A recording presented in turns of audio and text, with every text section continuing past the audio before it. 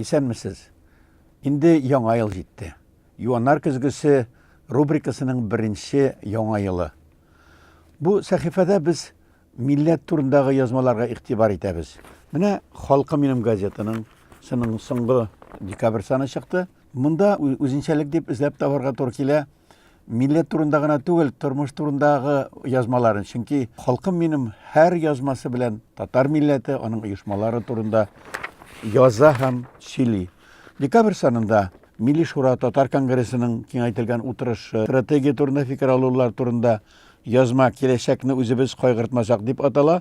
Анда күрәсез инде нинди кешеләр. Шул ук санда заман татар журналистына яңа таләпләр куя дигән язмада әйтелә, шул ноябрь ахырында үткән семинар, татар журналистларының семинары ничек үтте, нинди мәсьәләләр каралды һәм бөтен Россиядән килгән журналистлар нәрсәләр әйттеләр һәм нәрсәләр белергә теләделәр. 2018 елның төп вакыйгалары тасвирлана.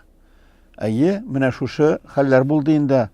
Авыллардагы, төбәкләрдәге татар тарихын өйрәнүчеләр җыены да булды анда. Сабан туйлары да булды, яшьләр форумы да булды, Корылтай да булды, Бөтендөнья татар конгрессының, татар кызы бәйгесе дә булды һәм башкалар. Менә шуларның ел язмасы бирелә. Кырым татарларының язмышы турында русча мәкалә "Не бросайте свои пепелища" дип атала. Кырым татарлары да якын кардәшләребез, аларның ачы катлаулы язмышы турында да бу Халкым минем газетасында язмалар бар. Шуңа күрә киләсе елда шушы газета белән очрашырбыз. Алдан ук әйтеп куям, шушы газета үзгәрәчәк.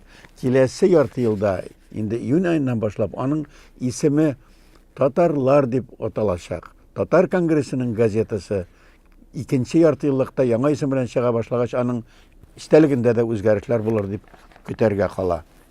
Инде башка газеталарга күз салсак, Шәһри Казан газетасын карарга яратам. Чөнки кызык бит, шәһәр турында язарга таптылар микән татарча? Югыйсә татарлар авылда күбрәк яши, яки аларның рухлары шунда калган, шәһәргә килгәчтән алар телләрен дә, гадәтләрен дә үзгәртә дип санала. Һәм шуның да еш кына шулай була.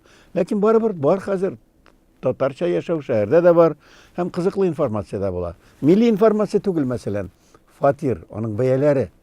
Кирәк бит ул татарларга да фатир. Бу шәһәр темасы. Шәһри Казанның бер санында шул турыда әйтелә. Киләсе елда фатир бәяләре 20% артырга мөмкин дип әйтә. Фараз. Ләкин кызыклы реклама бу. Арта микән? Арта булса, аласы килгән кеше тиз генә ала. Сатасы килгән кеше әле бәлки сатмаска мөмкин. Шундый кызыклы утечка инде бу, рекламамы түгелме? Чынга килгәндә күпме торасың? Хрущевка дип әйтелә монда. Казанда bir bölmeli 2 milyon 30 kvadrat metrlысы, 2 bölmeli 2 milyon 500'lüge de var, kayayın tapkandır indi bu, ul tutulgan miken. Yangarak fatir 38 metrli 1 bölmeli 3 milyon 200 min, 2 bölmeli 56 metrli 4 milyon 200 min tura iken. 19. yıldan işik bula ayda qarayız.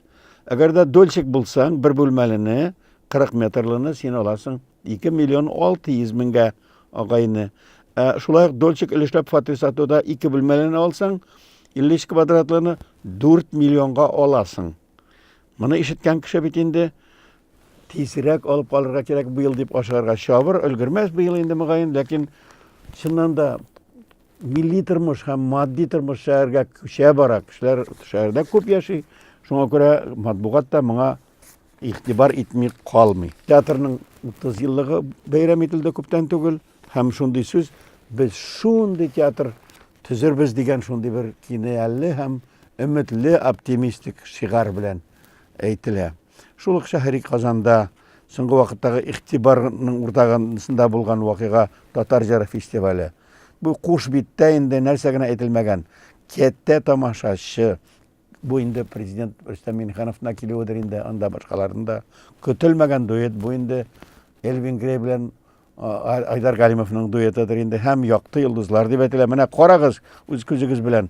Телевизордан, интернеттан караганнан соң хәзер инде Шәһри Казанның куш битендә дә шундый сүрәтле репортаж куелган. Бәйрәм алдыннан булгач, шушы газетның да тышында булган, беренче битендә булган тәрәзәгә күз салыгыз әле. Хәзер Казан урамында шундый агачтан ясалган тәрәзәгә карыйсың да, ул көзгеме, тәрәзәме икән, кызык итеп. Бик кызык тамаша. Ягъни бөтен нәрсәдә текст белән түгел, шундый сүрәтләр белән күрсәтелә бит инде. Әйтергә кирәк, ватаным Татарстанда шул ук татар җыры бәйрәменә игътибар итә. Сәхнәдә урын тармы дип атала аның мәкаләсе. Анда инде кемне сәхнәдән куарга маташу, Салават белән Айдарның шулай шаяру турында әйтелә. Инде мәдәни җомга. Гафу итәсез, бу турыда күбрәк сөйлим. Чөнки монда һәр вакыттагыча милли актуаль темаларга язылу мәкаләләр, фикерләр бик күп. Клара Филиппова апабыз ике чор ачлыгы дигән аның олы кеше бит инде бу зур яшьләрдәге, өлкән яшьләрдәге шушы язмасы аның элекке әле 30-нчы 40-нчы еллардагы фәкыйрьлек турында әйтә, ачлык турында әйтә. Әле шушы гомер безнең әлеге Иномаркада йөргән зур чит илләрдә ял итә торган буынның өлкәннәре шундый ачлык кичергән һәм хәзерге тормыш турында да ул әйтә. Хәзерге тормышта рухи ачлык дип әйтә. Клара апа Филиппова шулай итеп бик тирән фәлсәфәле мәкалә бастырган мәдәни җомга газетасында. Хәерлегә булсын. Мәдәни җомга зур шәхесләр, милләт өчен мөһим газиз кешеләр турында яза. Бу санда Хәмзә Бәдердиновның, Чингиз Айтматовның ничек итеп туган иле, ата-бабасының авылы, районны Кукмарага кайтырга омтылып, шунда дөньядан китүе турында язма бар. Бу санда Габдел Бари Баттал турында язма бар. Куш бит бу. Беләсезме соң ул Батталның кем икәнен? Зыялы кешеләр белә, 20 елла белек Әбрар Кәримуллин язып калдырган мәкалә хәзердә шакка тора. Нинди зур шәхес булган ул. Ул үзе Самар өлкәсе Бозаулык өязеннән, Яңатауыннан авылыннан үскән, ләкин шундый зур галим, шундый зыялы, шундый мәгърифәтче, шундый тарихчы бар микән? Төркиягә баргач та, башка җирдә дә ул Кызыл Ярда, Петропавл, Казакстанда да булган телевидение режиссеры Әхтәм Зарипов язучы булып киткән. Ул үз китапларын мәктәпкә алып барга теләгән һәм шул турыда Дәгъват дигән язма бастыра. Дәреслекләрдә нәрсә әйтеләсен язучылар турында һәм әдәбият турында? Ул әйтә, Әхтәм әфәнде, туган ел язучының, үлгән елы, кайда туган, әтисе кем булган, ничек яшәгән, ягъни аның иҗаты, китаплары нәрсә турында булган, ни өчен алар гына керә мәктәп дәреслегенә, ничек классик булып киткән, ничек булып китмәгән, шул турында гаҗәпләнеп яза. Мәдәни җомгада Виктор Шарафетдинов турында һәм аның иптәше турында шакка торгач язма бар, чөнки алар биюче, Олы Солтаннан Раут Шарафиның кардәше ул. Бу санда Чингиз Айтматовның әнисе Нәгыймә ханым турында әсәренең соңгы өлеше Фәүзия Бәйрәмованың басылып чыккан. Ул киләчәккә кайту дип атала. Менә бер тагы алтын багана Рифкат Әхмәтьянов 85-ен тутырып, быел җәй туган авылына кайткач дөньядан киткән Башкортстанга. Нинди зур тел галиме иде. Аның хезмәтләрендә өйрәнергә кирәк. Мәдәни җомгада журналист Яксуф Шафиковның менә шушы каһарман турында, ничек китап язуы турында, әсәрләр язуы турында һәм хәзерге хәлләр турында тасвирлый. Яксуф агачынан да зур эш эшләп калдырган. Мәгариф турында әйтәбез, узган гасыр башында, Совет булачак башлаган заманнарда, инкыйлаб алдыннан ничә мәктәп булган, ничә укытучы булган, һәм аларга акчаны кем түләгән? Татар байлары ничек ярдәм иткән бу эшкә, мәгарифкә? Шул турыда искалап бер гасыр элекке үрнәк дип атала. Хәзер бу үрнәктән үрнәк алышу булыр микән? Ягъни без үзебез асрый алабызмы үз мәктәпләребезне? Мөгаллим ва редактор Әхмәт Хади Максуди Садри Максудиның абыйсы. Шулай ук зур шәхес, шулай ук фаҗигале биография, шулай ук бөек иҗат һәм шулай ук тирән акыл һәм зур сәясәтне аңлаучы кеше һәм Садрилар гаиләсенең нәсел агачы. Менә бу газетны озак итеп сакларга, игътибар белән укырга һәм энекәшләргә, сөнекәшләргә сөйләргә туры килер. Менә шундый мәдәни җомга ул. Инде ахырда калын гына булган журналларга күз салам. Татарстан журналында тышлыкка Шәүкәт Галиев әйтелгән. Ни өчен Татарстан журналына игътибар итәбез? Аның татарчасы да чыга. Һәм шактый кызыклы итеп чыга. Һәм бу татарча басылган мәкаләләрнең күбесе русчасында да чыккан. Татарча вариантта Шәүкәт Галиев булса, русчасында бер күтәрүче каһарман кеше. Татарстанның бу санында дингә бару юлы, Хизбут Тахрир фиркасына җәлеп ителеп, аннан котылган Фәридә һәм Ләйсән исемле кызлар турында язма. Монда бик гыйбрәтле һәм бу язманың русча варианты шулай ук басылып чыккан. Дин турында мондый дәлилле итеп язган, хәзерге реаль тормышлар аша чагылдырган мәкаләне бер дә киргән юк иде. Хәзерге заманда без пәрәбездә, селтәрдә, кулларыбызда телефон, компьютер кырыйбызда, һәм алардан башка бер мизгелдә яшәй алмыйбыз. Менә шулардан башка яшәп карау модасы бар монда. Шундый тәҗрибә турында мәкалә язган, бер селтәргә эләккәннәр дигәндә, менә күрәсез, урманга чыгалар кешеләр, яшел алан карыйлар, күк карыйлар, су карыйлар, елга карыйлар, җир күрәләр һәм яшәп карыйлар. Булай да яшәп була икән.